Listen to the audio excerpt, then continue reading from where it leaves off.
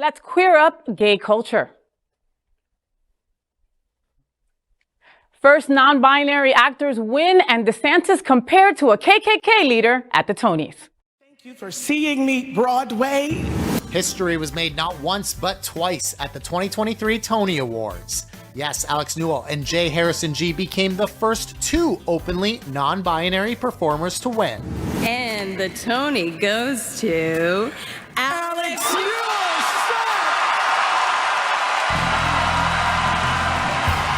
Yes, Alex was awarded with the coveted Tony for Best Featured Actor in a Musical for their role of Lulu in the Broadway show Shucked, making them the first openly non-binary performer to win a Tony for acting. I have wanted this my entire life.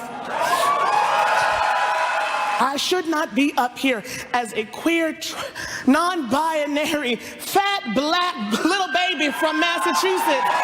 To anyone that thinks that they can't do it, I'm going to look you dead in your face that you can do anything you put your mind to. Glee fans were over the moon for Alex's win, with the actor having played the beloved role of Unique in the hit Fox show. And the Tonys also saw a mini Glee reunion as Lea Michele took the Tonys stage to perform Don't Rain on My Parade from Funny Girl.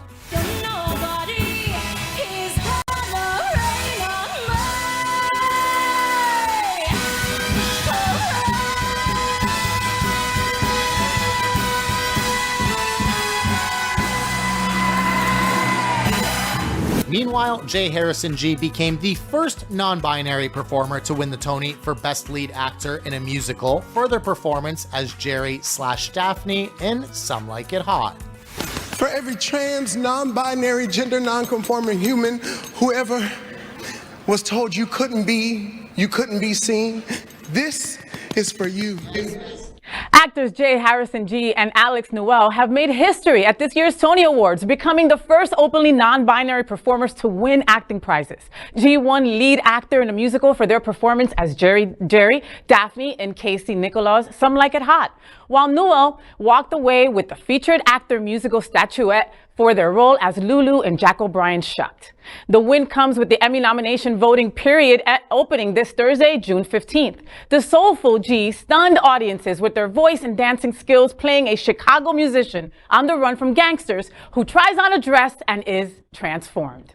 Also at the awards, prominent Broadway actor Denée Benton likened Florida's right-wing Governor Ron DeSantis to a KKK Grand Wizard at Sunday night's Tony Awards ceremony, drawing applause and roars of approval from the audience. Benton, known for her stage roles in Hamilton as well as Natasha, Pierre, and the Great Comet of 1812, took aim at the Republican presidential hopeful and his policies attacking minority groups as she announced an award for theatrical excellence for a Florida high school teacher from the town of Plantation. Benton said, quote, "While I am certain that the current governor of my home state will be changing the name of this following town immediately, we were honored to present this award to the truly incredible and life-changing Jason Zembuch-Young, enhancing the lives of students at South Plantation High School in Plantation, Florida," end quote. Benton's comments also came the day after a group of DeSantis' supporters were spotted waving Nazi flags and banners supporting the governor at the entrance to Disney World in Orlando. And while I am certain that the current governor of my home state of Florida will be changing.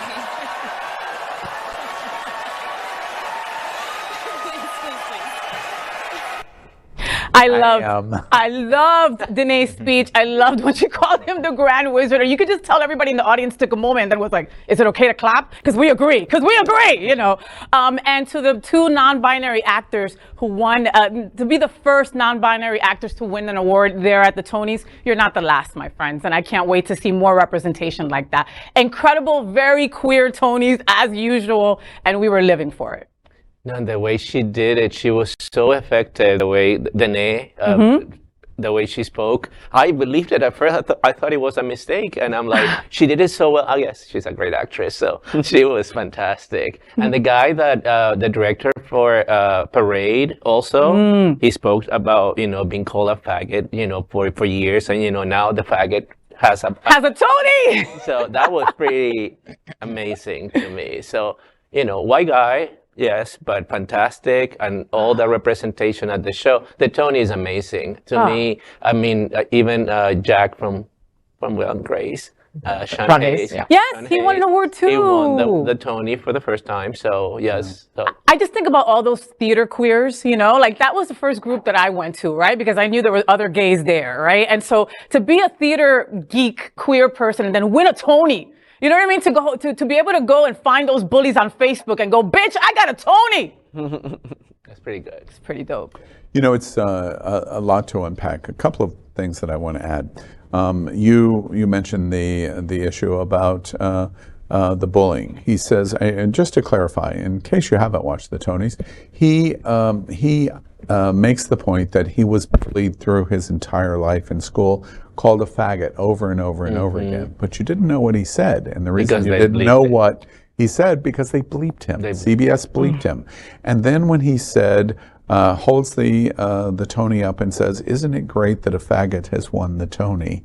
He was bleeped again. And I'm watching the show live. It's in a 7-second delay, and I go on and go, "What was just said?" And then it comes completely out. Me too. Because you wouldn't know instantly. And you know, it's interesting. I'm not hating on CBS for doing it because it is a hateful word.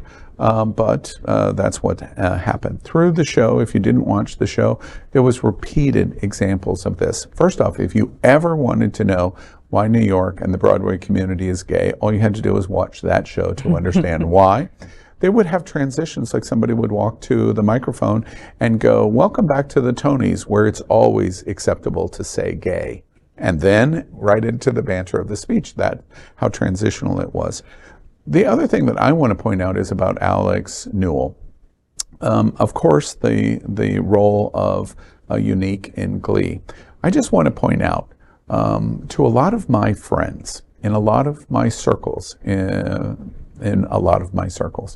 I hosted the RuPaul event, Alex Newell is the only queen that we ever invited on the RuPaul cruise. The only one that was not a RuPaul queen. And it was because we loved her presentation as Unique, and was hated on by so many of the RuPaul queens because of her participation. She did a one-woman show aboard the cruise and did it in that people just did the request in front of, you know, thousands of people in the presentation, and the requirement of people over and over wanting Alex Newell as Unique to do the Jennifer Hudson music, and her saying, "No, I can't, it destroys my voice." This is a male non-binary voice doing that, and ultimately relinquishing. And Alex Newell did the best version of that song I have ever heard. And I heard the original version of it on Broadway.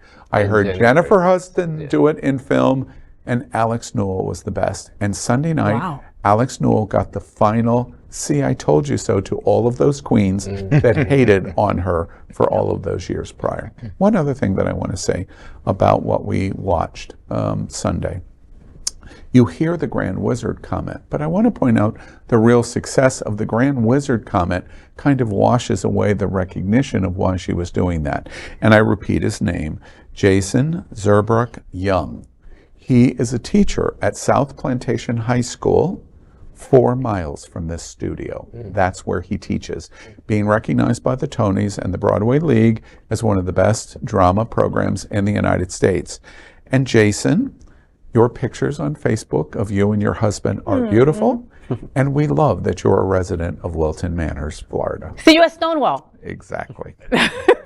That's it. We are Queer News Tonight, the world's first and only live daily LGBTQ+ evening news show from Happening Out Television Network. In the model of PBS and NPR, we educate, inform, and entertain by supporting the 10 pillars of the LGBTQ+ community, with more than 100,000 a week watching on Roku, Apple Television, and other channels. To keep the stories going, we accept donations with 100% transparency. Stay updated and live authentically with Queer News Tonight.